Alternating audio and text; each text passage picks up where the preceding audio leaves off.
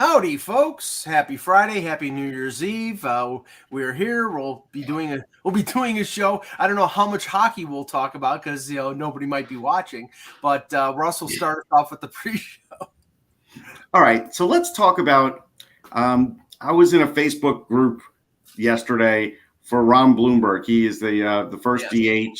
He played for the Yankees. We were all keenly aware of him in New York, and he was a Jewish guy. So of course, my dad brought his attention to him right away and told me that. So I've always been fond of Ron Blomberg. And so like in his group, he had a list of the top 10 catchers of all time. And I want to tell you, it started off in a nice fashion and it quickly went downhill for like people just getting so mad about like, how could you not have Thurman Munson on the list? How could you not? So, I just thought. And Kevin, this will spring up a series of articles that Russ and I will be writing for another website. So let me get this straight. You mine this for material. Yeah. Yes, absolutely. Yeah, I do that every day in my job. So. Yeah. It's of interest to people. Like people they were getting. So let's go around. I mean, I'll tell you, my number one is Johnny Bench. And the reason it's Johnny Bench is because for years and years and years, when scouts were going to look for catchers, they looked for somebody like Johnny Bench in other teams. He was the standard, and he did everything. Like he was great with hitting. He was great behind the plate. He threw out everybody. Although Jerry Grote may have thrown out a few more guys. He was, twice the hitter, 3 times, 4 times the hitter Grote was. But he did everything right as a catcher. It's kind of hard to say that he wasn't like the best or one of the best. So I go Johnny Bench. The best. I won't say the best that I've seen because I've seen him in film and highlights is Yogi. Is he the best of all time? No, but he's the best that I've seen. You could say guys like Mickey Cochran or Bill Dickey back in the 30s or whatever. He's got a lot of MVPs, Yogi. Yes. Yogi was a great player, but he was the most famous. Yes. Pitcher. Most famous. So. Yes. Yeah, I'm a Johnny Bench guy as well, and a Cochran guy because I'm from Detroit, and those are the guys I know. I mean, obviously did not see Mickey Cochran, but we heard the stories about him growing up when in the '60s, and there was still a lot of discussion about what a great all-around catcher he was. So I would put those as my top 2. Anthony? I think I can't argue against Johnny Bench. I thoroughly enjoyed Mike Piazza's career, though. I will say that. I thought he really, in terms of the modern era of catchers, was wonderful to watch, both, handling stats and also just prodigious power from the plate as well. The thing about Piazza, and I know Russ, since he is such a fan, will remember this, but, when we were growing up, we all talked about, extension of the bat. Nobody had greater extension on the bat than Piazza. Like, when I think of him, I can just think how that bat was way out in front. Like, well, I'll tell you, I got a quick story. So I bought, when he first became a Met, he did a signing in Queens, and I bought a signed bat. And it was one of his game model bats, not like game used or anything. So we get the bat home, and of course, Amy, my wife, wants to see it. I give it to her, and she goes like this instantly. It hits the floor because the bat was so top heavy. Yeah. And so, if you were a pitcher and you saw Mike Piazza extend his arms, it was too late. Yeah. Longest swing that I can ever remember. Like, man, what a long swing he had. The thing is, I think his swing was as long as somebody like Kingman, but he connected. His career batting average, what was it? In the 280s, Russ? Yeah, right around that. Yeah. Which tells you how good his timing was. Which tells you, he's able to eye up a guy. And again, I do sometimes wonder as a catcher, and maybe this is true or not, because he's constantly in that spot, understands the timing of pitchers even from that spot. As a hitter, sometimes it doesn't always play out that way, but maybe he was able to do so. And the thing is, like when Russ and I do our lists, it's not going to purely just be offensive because there were some great offensive catchers who were hacks defensively, and there's some fantastic defensive catchers. Like I think Molina from the Cardinals you could make a case, and he could be on the list. I'm going to give him a serious look with criteria. I will tell you, Kevin will be very surprised, and I watched this guy play too. There were quite a few that mentioned Bill Freehan, and I said he'd probably be in that next tier. Yeah, Bill Freehan, Willie Horton, who I'm writing a book with right now, actually finished it, but he believes that Freehan has been overlooked in the Hall of Fame. 11 consecutive Gold Gloves and All-Star appearances, was the best catcher in the game for 4 or 5 years, and then he went to first base. He went to first base at some point too, right? Yeah, had way too many concussions, and he ended up dying of Alzheimer's. He had Alzheimer's when he died, and I think people wonder whether he had, he had. God, now I'm drawing a blank. What's the brain disease? Oh, CTE. CTE, yes, exactly. Whether they wondered whether he had that just because of it. But he was a great catcher, great defensive catcher, better hitter. Speaking of better hitters, I thought I remembered Piazza was a 300 hitter. I just looked it up. You know what his career batting average is? 308. 308. Oh, it is 308. Okay. Yeah. I wasn't sure if he stayed there. I know he led the league in hitting once, which I think only one other catcher did. Yeah, I've talked in the past on the pre-show about I always found guys like menacing-looking hitters, and I think Piazza was an intimidating hitter too, but not because he looked, he didn't look like Eddie Murray, No.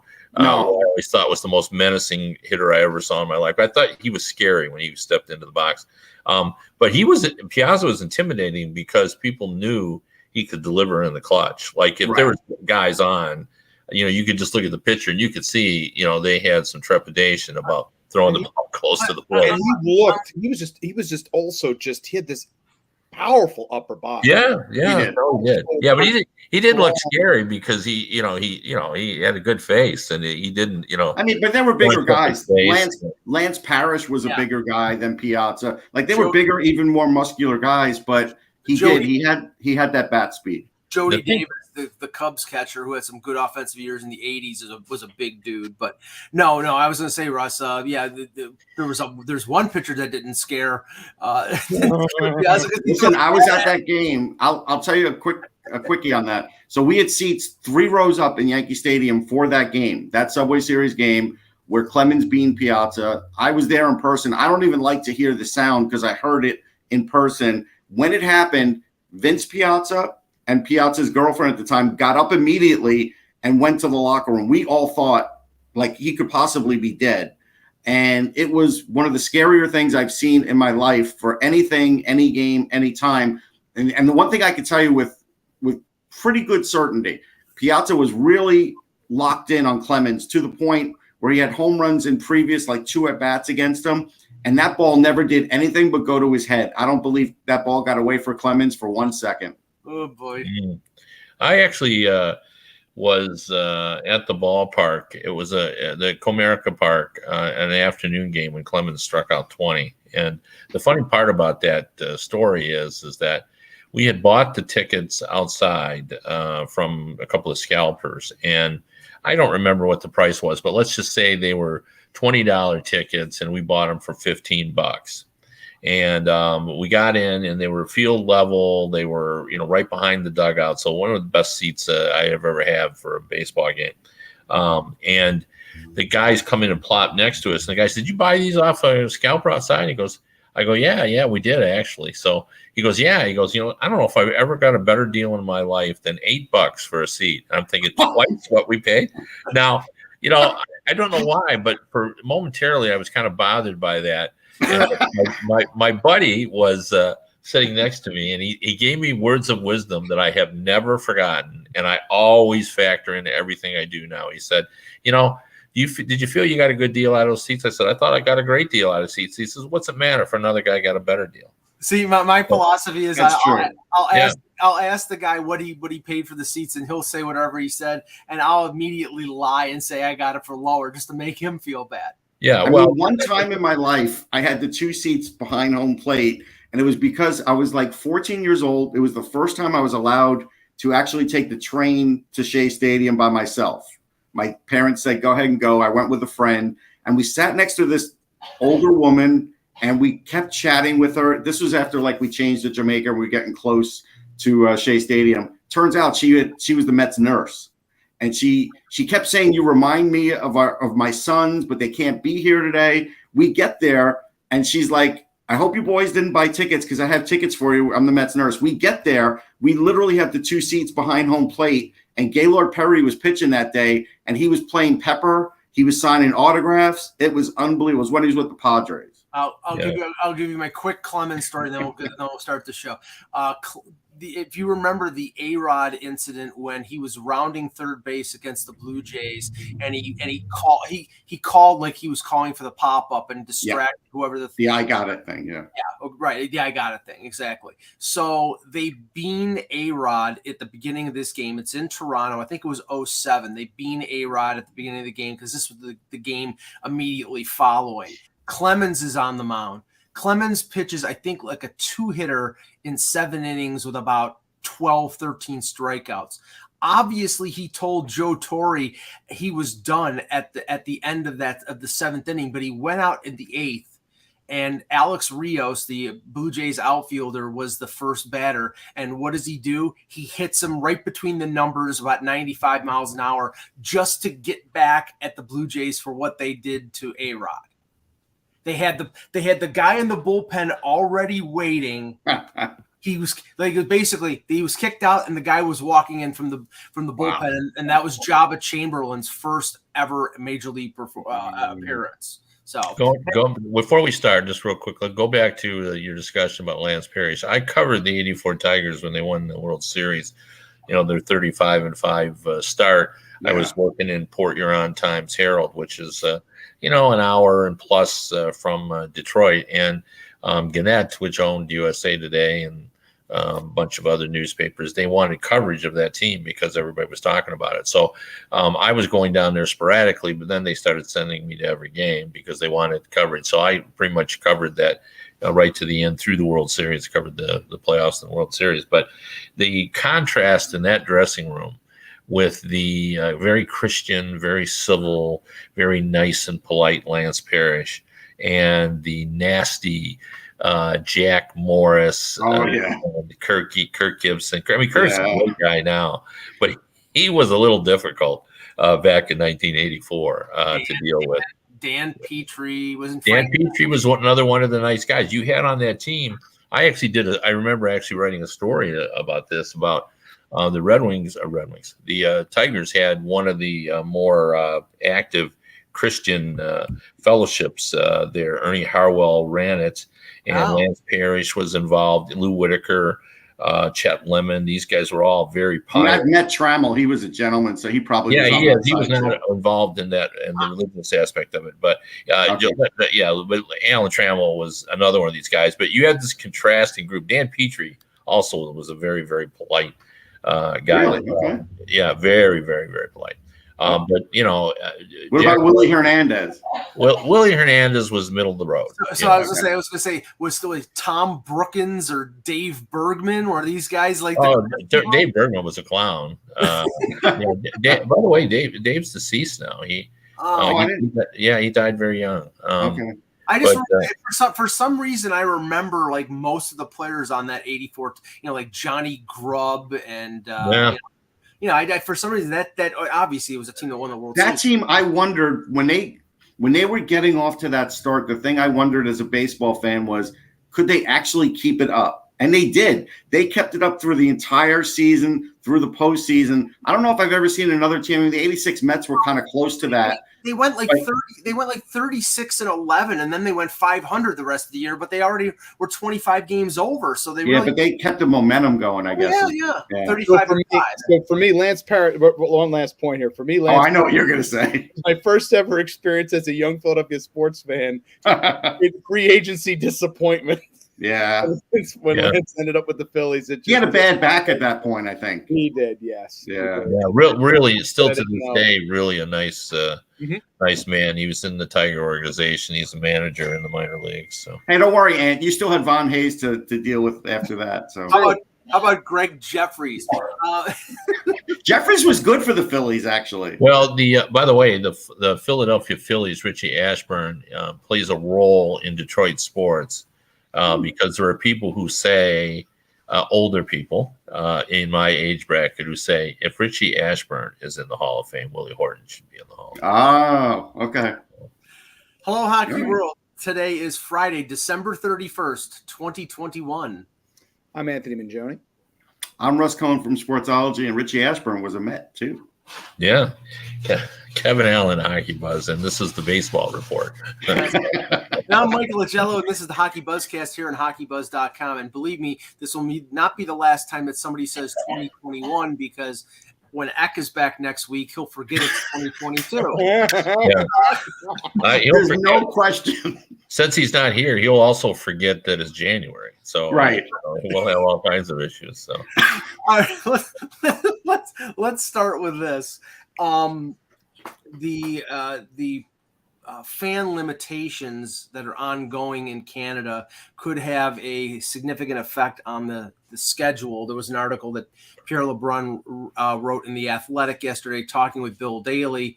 And I mean, the central point of the article was that 3 weeks ago, the NHL, like you, Kev, were completely convinced that they were going to Beijing, and then Omicron hit, and then everything changed in the span of 72 hours. But the one thing that he talked about is the fact that now I think Manitoba's limitation is 250 people. Ontario is 1,000. I don't know what Quebec is, but Alberta is still 50%. I mean, apparently the Canadian teams are asking the league, move our games out of Canada until late January, because we're not going to make any money on these games. Yeah, well, I mean, the league is concerned about that too. I mean, it's not just the teams that are concerned. I mean, the reason they want to play 82 games, it's not for competitiveness. They want 82 games for the revenue. Right. And so all this, is being done to assure that we get 82 games. And then because particularly Canada says, we want to try to be as safe as possible here, there's no crowds. Well, that doesn't help them. What good is it to reschedule games for the NHL's thinking if, we can't put fans in the seats? So no, that's true. Yeah. And Russ, it's not the Leafs put out a note yesterday. It's not 1,000 fans. They're basically telling us, like, we need that 1,000 people limitation for people. Everything in the building. So security and this and that. So media. Well, I don't see the access for the media based on last year and based on early this year was proportional to the amount of people, fans. So 50% fans would be 50% media. No. But what Philly did last year, Mike, was what Toronto is doing, what Ontario is doing. The reporters are in the fan category. No, right. No, that's what I'm saying. If they're saying 1,000 people, that's what the Flyers did last year too. They were limited to the amount of people in the building, meaning staff, meaning, everybody. So they included the media in that 1,000. Well, I don't know what the number was for Philly last year, but I remember there was a number. Yeah, there was definitely a number. I don't quite remember the exact number. No, I don't either. There was definitely a hard, fast number that they had. Now, looking at some of the games last night, and we can touch on some of the teams. And oh wow, I did not know that there was an afternoon game going. Yes, today. The Devils. The Devils and the Oilers are tied 2-2 in the first period. Wow, it's like, okay, I guess.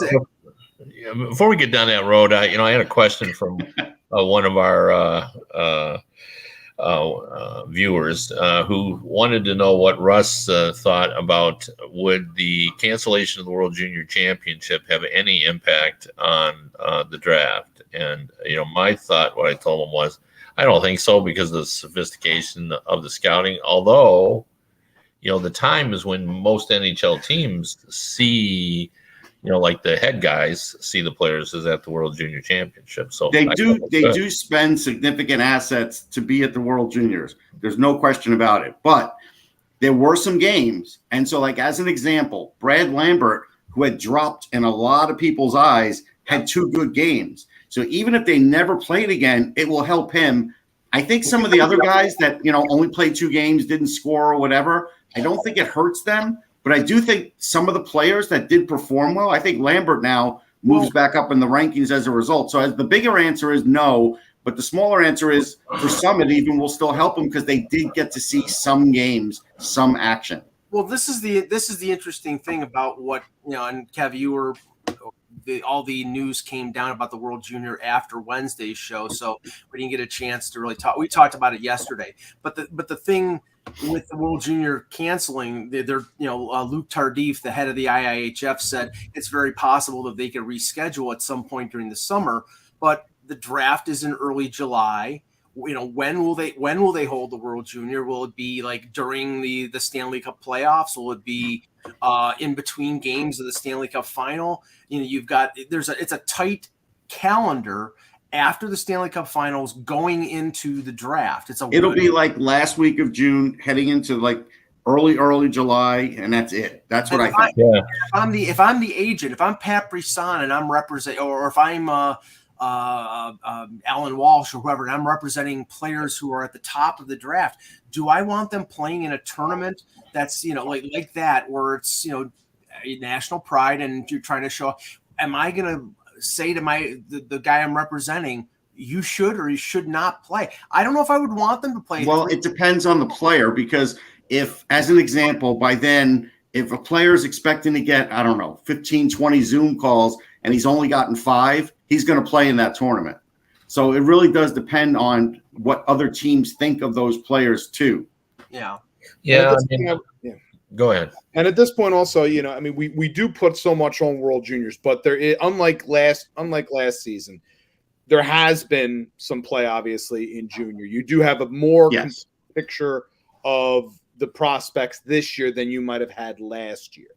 Mm-hmm. So that's one of the reasons why. But again, if you're one of those fringe prospects, as Russ just stated, where you're not getting as many calls and you want to get eyeballs on you, then yes, absolutely, I think you're going to want to be involved. But I think the guys who are potentially at the top end of the draft, first round likely guys, you may see them being maybe the ages being a little bit more gun shy about them playing. I agree with that. I watched the football game yesterday, Michigan State and Pitt, and the leading quarterback for Pitt didn't play. They ended up with their third leading quarterback, number 3 QB.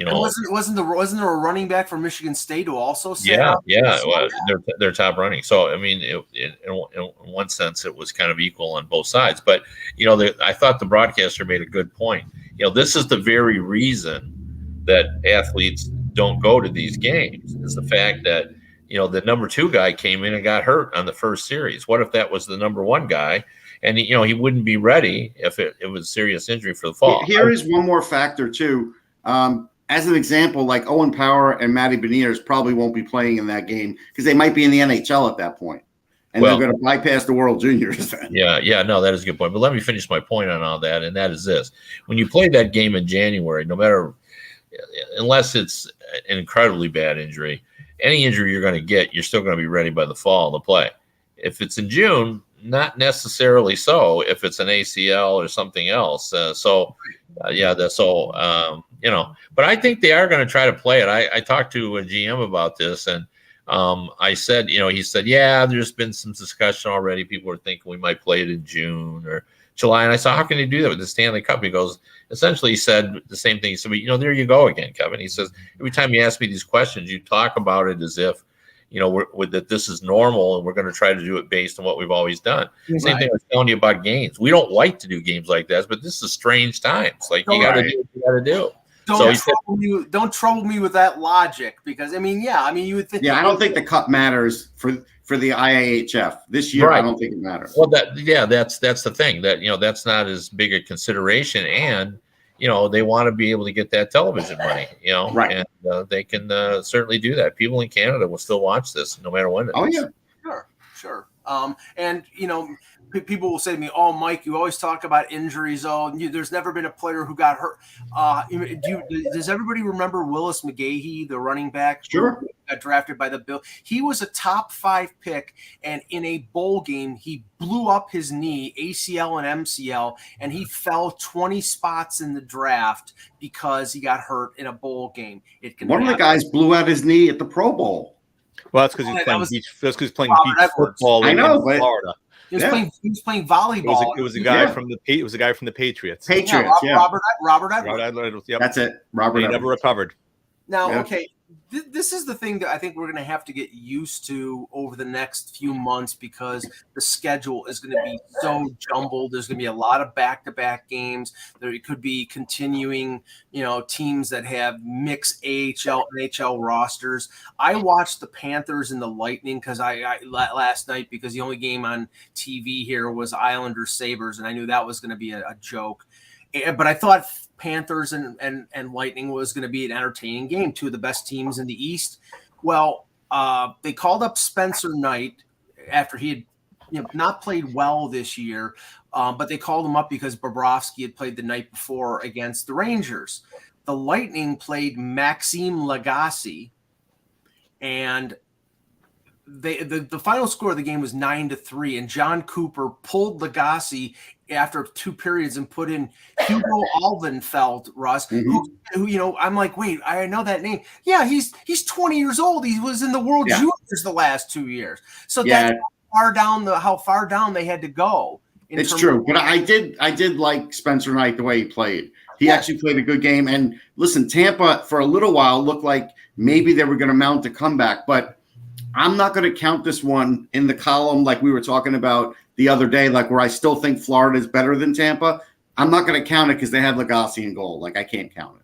Right, and Kev, there are going to be a lot of games where you're going to say, okay, well it's Florida versus Detroit. Well, Florida's got Jonas Johansson in goal, then it's not Florida. It's like playing whatever their AHL team is right now because Springfield or one of them. Yeah. Although I think it'll be less than we've seen recently because of the the 5 days versus the 10 days. That'll help. And it will help. I mean, it's still going to be kind of nutty because you never know. Like and it's happening so quickly. Like I didn't even know until the game started that Vasilevsky was on the COVID list. I lost track of it. I mean, it's Kevin. It's just. I said the other day, it's going to be easier to find out who's not on the COVID-19 list than it is. Well, Jan, I heard an interesting statement by somebody who covered the league. It was on Toronto radio yesterday that basically, the Leafs have had 15 positives. So basically they're okay for the rest of the season because those 15 players, they have antibodies and they don't have to worry about them testing positive. So they'll be good the next 3 or 4 months. They'll be basically COVID free. I mean, they're not counting that the 8 players that were not 2 months, right. 2 months on the antibodies. And plus also we have no idea with this new variant, what exactly the antibodies are going to be and whether or not you can get it again or not. All of that is still very much up in the air and yet to be determined. So it sounds wonderful in theory and on paper. Yeah. Prove to me in practice that none of them have any kind of. I mean, will the Leafs have playoff antibodies? That's really what matters. Well, it's become bubbles. Put them in the bubbles. Put them in the bubbles. It's become confusing to the point that in the press conferences with Blashill, the Red Wings had like 10 guys or 9 guys last week that were up, and it was hard to keep track of who was back and everything else. So one person asked the original question about, who's up, who's down, and everything. And then just to make sure we got it, about 3 questions later, someone will say, okay, Jeff, now just to make sure we have this. So Nick Leddy is the only guy still in COVID. And then he goes, yeah, that's right. And then now everyone feels good that they've sort of got a handle on it. But it takes 2 questions essentially to make sure, you're on top of it because it is very confusing about, who's coming back. And the other thing I like to remind people is, the Red Wings are in the second round. DeKaiser has had it twice. Robbie Fabre had it once last year and once this year. So DeKaiser has had it twice this year. So, we're going to see this come around again. Nobody's safe. I don't care if you've had it, if you've not had it, nobody is safe. Everybody, I've been saying for almost 2 years, everybody's going to get it. Unfortunately, no, that's not true, Mike. That's not true. The way it sounds right now, that's the way it's going, Russ. Anyway, now, a lot of people on this earth. No, really. Okay, now big injury news yesterday, and of course, the conspiratorial mind, of course, says, Eichel is going to be coming back soon. wow, Max Pacioretty has to have wrist surgery. He's going to be out for 2.5 months. That'll be just around. I said it yesterday. No, you did. Yesterday I talked about this because Jan. The reason I talked about it, Kev, is because Jan said to me he was talking about Riley Smith possibly being on the block. I'm like, he is not going to be on the block. Somebody will have an injury. An injury will occur, and Riley Smith will still be on the roster. And literally a couple of hours later, there you go. Yeah, Mike, when you started that, I thought Eck was here. You know, he loves those conspiracy theories. Yeah, I mean, I doubt there was any conspiracy on wrist surgery. You know, those take time to come back from. I'm sure the Golden Knights are quite displeased that Pacioretty is out again because they, you know, Russ had pointed out, I think you did too, Mike, that you know, Vegas had come back around after dealing with all the injuries. They had worked through it all. You know, Eichel was coming back. They're feeling good about themselves, and boom, now Pacioretty's gone again. So yeah, it's not good. You know, it's the Godfather 3. Just when I thought I was out, they pull me back in. Nobody should see Godfather 3. If I could tell you one thing in the new year, don't see Godfather 3. No, just delete all the Sofia Coppola scenes, and you'll be fine. Well, if we're doing television or movie reviews, I'm endorsing 1883, which I've started to watch. Good so far? It's terrific. Yeah, so. I haven't tried it. I like, you know, obviously I like the other one. I haven't tried that. I can't tell you how surprised I am. I'm sorry, we're drifting off of hockey here for a second. I can't tell you how surprised I am how good of an actor Tim McGraw is. Yeah, he's terrific. Yeah, Big Hill as well. Yeah, he's been doing this since Friday Night Lights. He's done a few other movies that were not like country music thing. He was in the movie with Sandra Bullock where she won the Oscar, the Blind Side. Yeah, so I mean he's a pretty good actor. And Sam Elliott. One thing I'll add to this with Sam Elliott, he is a good actor now. If you want to go back and see a horrible movie, which my mother forced me to see, Lifeguard with Sam Elliott, awful. Yes, Russ really wants to put us down a rabbit hole here right now. He really does. Sam Elliott is just going. Sam Elliott in a Speedo with Parker Stevenson on a beach in California. Yes. I'll pass on that. Thank you very much. Anthony, the San Jose beats the Flyers 3-2 in overtime last night. Thomas Hertel, who we were talking about yesterday as being a deadline guy, he scores the winner. You know, Russ and I were just talking about this before the show. He's skeptical whether, you know, I mean, right now, who's the worst team in that division? It could be the Flyers. It could be. They're getting points. They're squeezing points out. They're 5-0-2 in their last 7 after their 10-game pointless skid. But from a process standpoint, it hasn't been great. You know, they've been in several what we call win a period, win a game situations, and they've been fortunate enough to do so. The Seattle game, they scored the initial goal. They scored the initial power play goal by James Van Riemsdyk, and then they were out to lunch right through the third period. Seattle was just absolutely taking it to them until the third period. And then last night, it wasn't, and if it wasn't for Martin Jones, and obviously a great performance last night, I thought, from Felix Sandstrom. Yeah, he was really good. It's like the Flyers have 3 good goaltenders, but the rest of the team is they're just a very inconsistent bunch that still is, again, one of the big men. And I just, wrote my December review piece for Center Ice Philly. And Mike Yeo's basic mission has been to try to come up with some kind of, to develop an identity for the Flyers. As going forward, because that was right before Vigneault was fired. That was what Claude Giroux had stated out publicly, that the team just doesn't have an identity, and they're still trying to figure that out. We just don't know. They could be the worst team in the division, yet they could also potentially sneak into the postseason. What's funny, Giroux? Did you see the first period interview with him and Keith Jones? He was so angry with the team's effort. They're not on time. He basically said, this has been an awful period. Awful.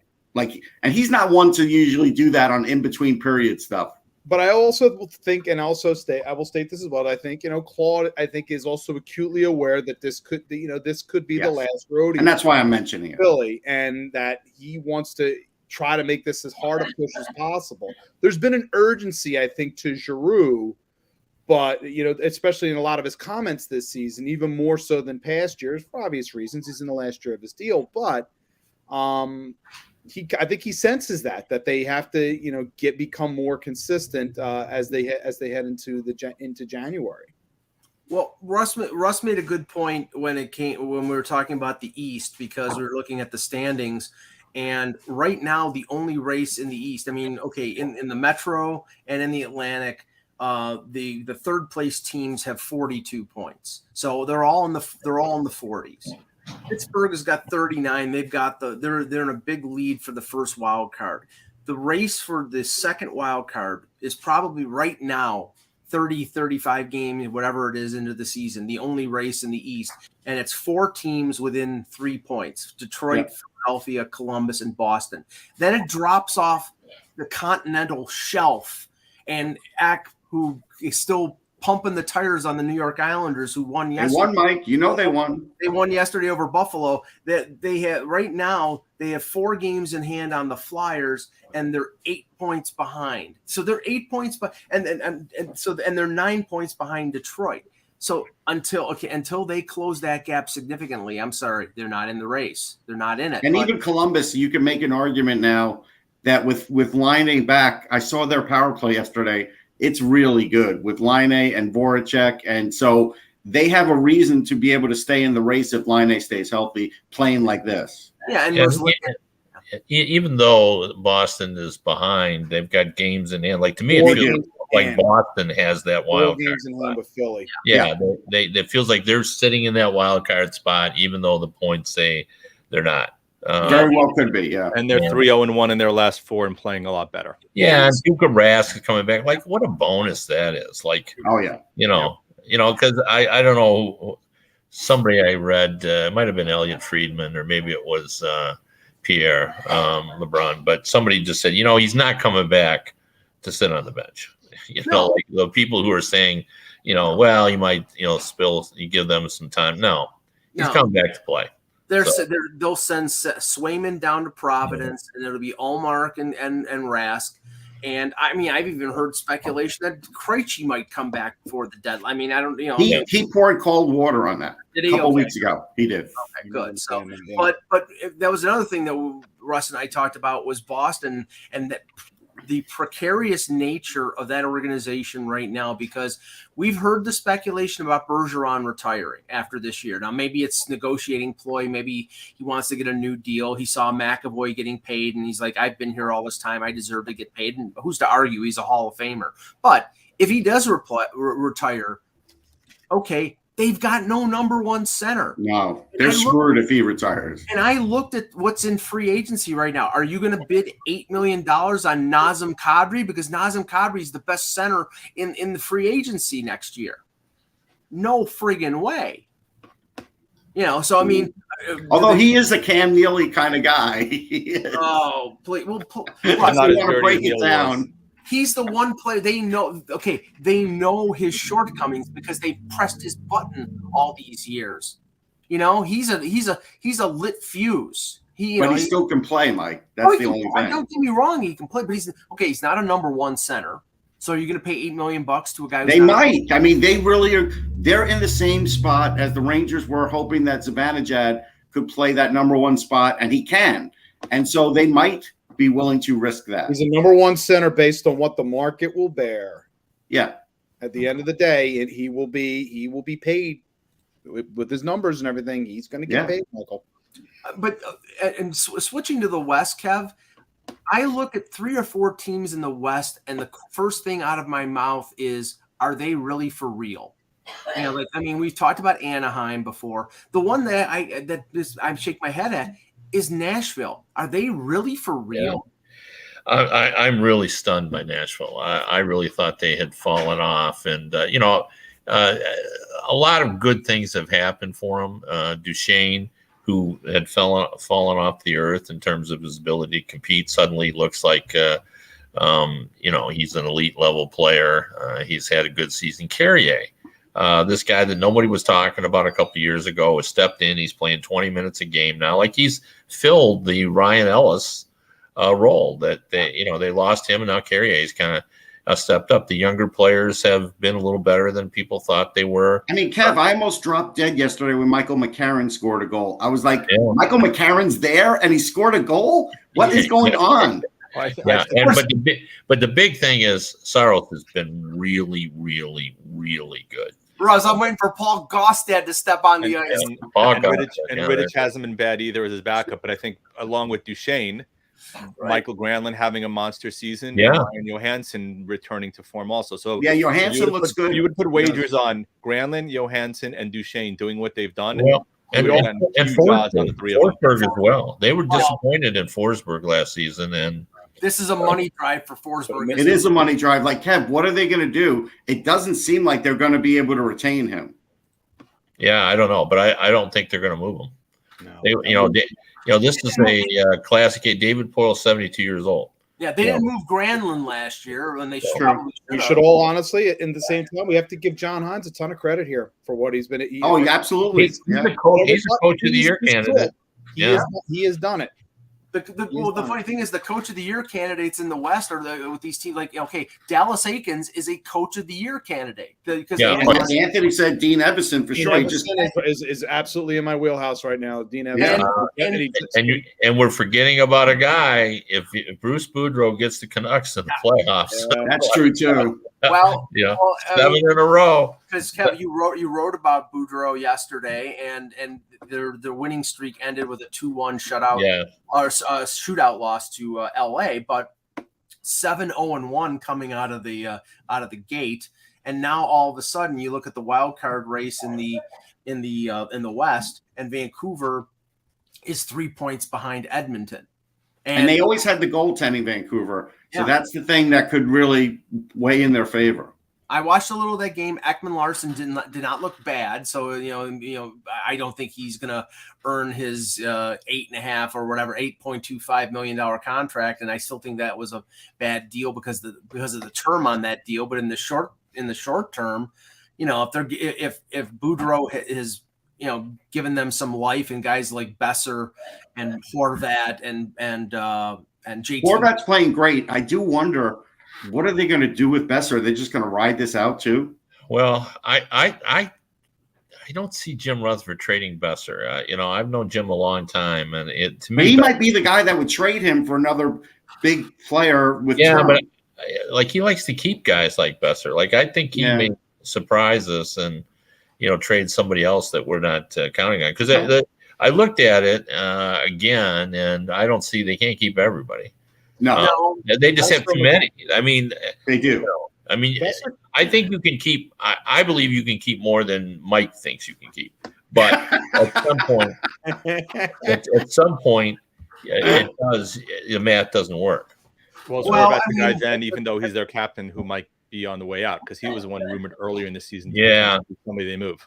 Yeah, I could see that. But the one thing about Boudreau it's worth talking about is how the dynamic of the dressing room and the player experience changes when he's coach. Like, I always equate it to playing for your grandfather, but I've talked to guys and they really enjoy playing when he's coach. Well, he's a fun, upbeat guy for the most part. He's fun. He's entertaining. Yes. He'll say goofy things. He tries to be mad. But everybody knows everything about every player on his team. He just likes to play it. I'll give you a personal anecdote regarding Bruce Boudreau. So during the 2012 lockout, because obviously the NHL wasn't playing, I was covering a lot of AHL games, a lot of Toronto Marlies games, and the Marlies were playing in Rochester against the Amerks, and I went into the media room to have the pre-game media meal. A lot of the scouts were there, and I look, and Bruce Boudreau there, and I think it was there, and I think at that point he was coaching Anaheim. I'm pretty sure it was Anaheim. And it was like no rhyme or reason for him to be there. And I'm like, is he there to scout or whatever? So, he's done, and he says goodbye to everybody and walks out of the room. And I asked one of the scouts, what's Bruce Boudreau doing here? And he's like, well, he's always loved dinosaur barbecue. So he came to Rochester to go to have dinosaur barbecue. Yeah. So, the story I remember is, and a couple of different guys have told me, I've heard like two variations of it, but they couldn't get, when he was in Washington? No, Anaheim. When he was in Anaheim, Solani, he was trying to get him to not practice. And Solani loves to practice, loves to come. And so it got to be ridiculous. And so Boudreau hid all of Solani's skates. He just got him completely out of the dressing room. There were no skates. And so Boudreau felt pretty good about it. He went on the ice. And lo and behold, about 15 minutes later, here comes Solani. He had squeezed into somebody else's skates or had got some goalie skates. And apparently everybody on the ice just started laughing hysterically, including Boudreau. You know, it was the funniest thing in the world. You know, he tried desperately to get Solani to take the day off, and he just wouldn't do it. But and Boudreau appreciates that kind of stuff. He thinks, you know, that's how you keep a team loose, is like that. I will tell you that Bob Murray once told me he made a point that he thought that players liked Boudreau too much. And the reason he thought that is he thinks that, you know, when things would start to go bad, they didn't want to see him fired, and they would play with great, you know, they felt tense. Yeah. Like, you know, they were trying to save him, and it became like it made things worse, he thought. So for whatever that's worth. Well, I know that in Anaheim, when they thought that Randy Carlyle was getting tuned out, it was like 2 days after Boudreau got fired in Washington that they fired Carlyle to bring Boudreau in. So, yeah. I mean, you know, he did this in Washington, he did it in Anaheim, and now he's doing it again. He's a Mr. Fix-It. I would add, Michael, I think one of the things that sort of moved things along with Philadelphia letting go of Alain Vigneault was, I think they might have thought they could have had an opportunity to bring him in once he's gone. And again, they're sticking with Mike Yeo right now, as well they should. I think that's going to probably be through the end of the season. I do think there's something to be said that when Boudreau got hired by Vancouver and Philly gets waffled by Tampa that night, you combine those two things together. Mm-hmm. Yeah, and you know, when you hire a repairman, there are guys that, you know, they get the schematic out and they figure it all out. And then some repairmen have been doing it forever, and they're just Mr. Fix-It, and they just feel it. Well, Boudreau is a Mr. Fix-It, and he feels it. Like, he comes in, and he looks around, and something's not right, and he sort of, you know, he watches some film, and he makes adjustments that, you know, maybe you didn't see, but he just kind of feels. And he's very good at it. I mean, he's very good at it. And I think he's kind of perfect when you got a problem team and you're trying to sort out when you can't. We do have breaking news too. What is it? Breaking news is on January 18th, 2022, the Bruins are going to retire Willie O'Ree's number 22. Finally. Yeah. That's nice. Yeah, that is. It's real long time coming. Yeah, good job. Yeah, you had to get in the Hall of Fame first, but then you know. Right. Yeah. So, but well, here's what's this here? Oh, okay. Eric Engels tweeted. Yeah, I mean, the 5-day quarantine in Canada sort of flies in the face of, you know, or that's what the CDC came out with. That flies in the face of what Canadian medical officials are saying is okay. But right now, they're a lot like today. William Nylander has only been in COVID protocol for, I think, 5 or 6 days. He was on the ice in Toronto. So they seem to be letting the NHL teams follow the CDC and not what Canadian officials are advocating. So, I mean, I don't know if that's going to come to a head, but you know, I mean, we'll see. I want to talk about the Winter Classic before we end the show here, because now, you know, I'll watch the game because it's a spectacle. Not, you know, Minnesota and St. Louis are the top teams in the Central, so that'll be interesting. I thought it was funny, Kev, that they've been talking about the fact that they have to heat the ice because it's 15 to keep the ice. Because I remember that game, I think it was the first one, the Montreal Edmonton the Heritage Classic. Heritage Classic. Yep. It was cold, man. It was cold. It was cold. I went down there. Were you there, Kev? Because I was at that game. I was too, and I went down and watched the period down by at the ice level. And I went to the press box, but man, I had snow pants on watching it outside with Shane Malloy. Like we went out there for a period, and then we went back in too. Yeah, like that's what I did. Yeah, but they said it was so cold that the ice was cracking in sections. Well, that's, for those who don't know, the forecast is for -8 or -9 at game time in Minnesota. Yeah. And that is now I want to tell you, Anthony made fun of me. I mean, I've written a book on the Winter Classic. I've been to most, and when I reported on the weather a week and a half ago, Anthony made a crack at me about the weather. He did. But it's a big deal for the Winter Classic. It really is a big deal. I don't recall making a crack about You did. In our little group, you said something about the weather. You did.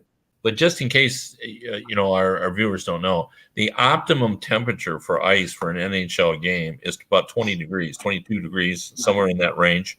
And so this is like an issue. Like they'll have to concern themselves with you because Mike pointed out accurately that the ice cracks when it gets that cold and it gets too brittle. So they'll be monitoring that, and they'll be doing what they need to do that, because safety is always the big issue. Like the Players Association, I give them a lot of credit. They're all over this game. Like they're heating the ice.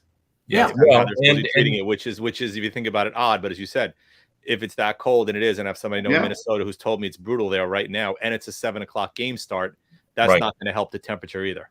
And they'll monitor the players as well. They'll be concerned about they're sitting on the bench. Like they're not concerned when they're on the ice. I mean, now it'll be -14 to 20 in the shade. My personal anecdote regarding the Winter Classic is that I was a Sabres season ticket holder for the purpose of the Leaf games, because at that point I was not, I did not have press credentials. And the year that they had the snow globe game against the Penguins, the game at the first one at Ralph Wilson Stadium. Mm-hmm. I didn't think it was going to be that big of a deal, and I ended up just selling the tickets to one of the guys who bought tickets. Because I sold off all the other seats. I just sold it for cost. And then, I could have, if I would have known it was going to be that kind of a spectacle with the snow and everything else. Michael, another lament from you. There's three funny things that happened there. I covered that one. We first got there. There was a booth to sell items, and there was about 6 to 7 items for sale. That's it.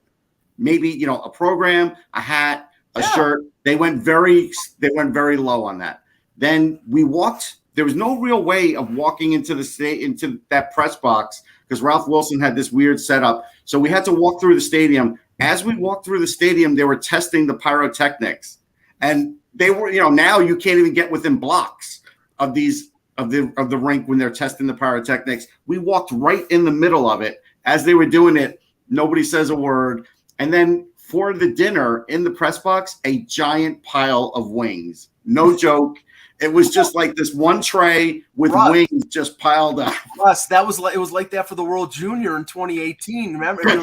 It was a mountain. It was like another one. Fuji Stadium series in Pittsburgh, Heinz Field. Russ, remember when they ran out? They were literally just throwing hot dogs. Hot dogs, just made a pile of hot dogs. I remember that game very well. Obviously, that was the first one, and I remember being on the field and talking to Bettman, and I remember Bettman just absolutely animated about how well this was going. And I think people had a sense when you walked in and you saw the Penguins fans and the Sabres fans sort of lined up opposite each other.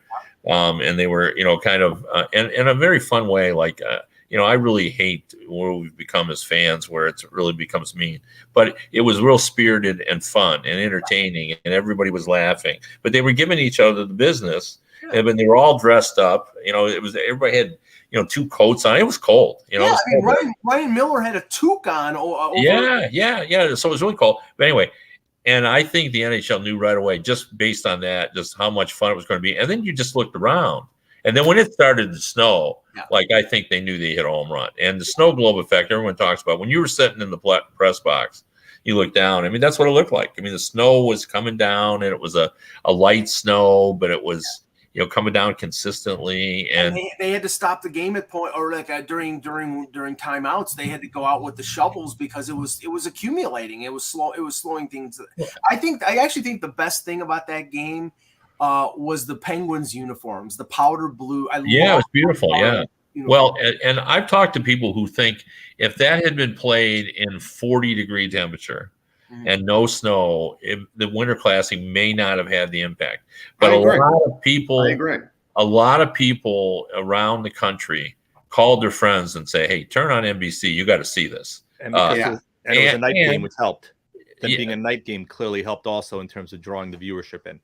It wasn't a night game. No, it was not a night game. Afternoon. Sorry, it was it was an afternoon game. But and the fact Sidney Crosby scored, I mean that played into it. But I mean, honestly, the game it was a 1-1 tie going to a shootout. Yeah. So it was just incredible. The other one, because I've only been to one, and it was the Centennial Classic, not the Winter Classic, but it was on New Year's Day.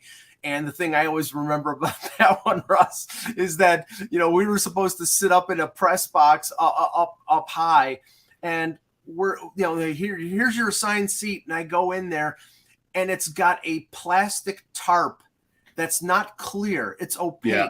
So basically, they had a little computer monitor on the desk there, and I was supposed to be staring out at this game, and I can't see a damn thing. So we ended up going back down in the belly of the beast where the TVs were, and it was great. It was great, but what it reminded me of? If you tried to look out the back window of a '55 Mustang convertible, and you never cleaned the plastic on that for that window of the convertible part, it was like looking out of that. Yes, but I wasn't able to go to the big house, the University of Michigan. Kevin and I were there. And the thing was and the thing that I heard about that was the horror show after the game of trying to get back to the Toronto League trying to get back because it was a blizzard. We had a bus driver who was literally a hero. I was on a bus with Barry Melrose, Steve Levy, and somebody else. We waited for 15 minutes for a bus. Nothing's coming. It's snowing. Somebody says, no, you got to get the bus on the other side of the building. All of us trek to the other side of the building. It's like a half a mile around. We get on the bus. The bus driver sees that the traffic is backed up forever. The bus driver hopped a curb, went on to a different road, a different highway, and we actually got back in decent time. Otherwise, we'd have been stuck in it too. So that bus driver was a hero. And Melrose was kind of egging the bus driver on to see if there was another way to go. And the bus driver actually hopped the curb. Well, I lived 7 miles from the big house. And so I had my son, who was in from Chicago to come to the game. After I was done writing and everything, he came and picked me up at the stadium. So I didn't have to deal with all that. But what I remember most is, there were more Toronto fans than Detroit fans because we were in the middle of the recession, and half the houses in Michigan were in foreclosure, and people just couldn't justify not selling their tickets when Canadian fans were paying just outrageous amounts of money, $300-400 or more for these tickets. But what I thought was almost comical is with all the money that the Leafs fans were paying. If you watch when you were driving up to the stadium, they were all, and it was snowing hard and it was cold, and they all were leaning forward and walking to the stadium because they refused to pay $40 for parking. So they all parked 4 or 5 miles away and walked in the snow because they wouldn't pay $30 to park after paying $400 and some or $500. Kev, that must be a Canadian thing because at the 2011 World Juniors in Buffalo, they were charging $50 to $75 to $100 for parking near the Canadian fans parked across in Fort Erie and walked across the Peace Bridge rather than pay that. And Kevin's right about the crowd delineation because I took a picture up at an observation tower. It's still on the front page of Sportsology for a different article I just did, and you could see the blue. They had a side for Leaf fans, they had a side for Red Wings fans, and it is on the picture. You could see the blue, how it crept into the Red Wings side. And yet, the only thing that Russ remembers from that day is that Dion Phaneuf got signed to the big contract. Long-term contract, baby. They traded John Michael Lyles for Tim Gleason and let John Michael Lyles skate in the. He warmed up. He's the only guy in the history of the Winter Classic to warm up and then not play. because he got traded. Let me tell one more outdoor hockey story that's really an embarrassing story about me, so you guys all appreciate it. So I go cover the Winter Olympics in 2014 in Sochi, and in the last week or so, I got sick. Not sick enough not to cover games and everything, but I just didn't feel well. Sure. And for reasons that are still unclear to this moment, I was scheduled to cover the outdoor game at Soldier Field between the Penguins and the Blackhawks. Yeah. I think it was 2 days after I came home. And I came home from Sochi. I had actually stayed an extra day because I wanted to spend some time in Moscow. I had never really been in Moscow. So I did. I flew to Moscow. I spent a day there and wandered around and saw some of the things I wanted to see. But I was still feeling poorly, as my grandma Brown used to say. I got back and, of course, immediately had to go to Chicago. So I get to Chicago. I'm in Soldier Field. The game's starting, and I'm sitting in the press box. And I remember I'm leaning on my hand, and the game starts, and I'm watching it. And the next thing I know, there's only 8 minutes left in the first period. Wow. I had fallen asleep. That's the only explanation I have, either that or alien abduction.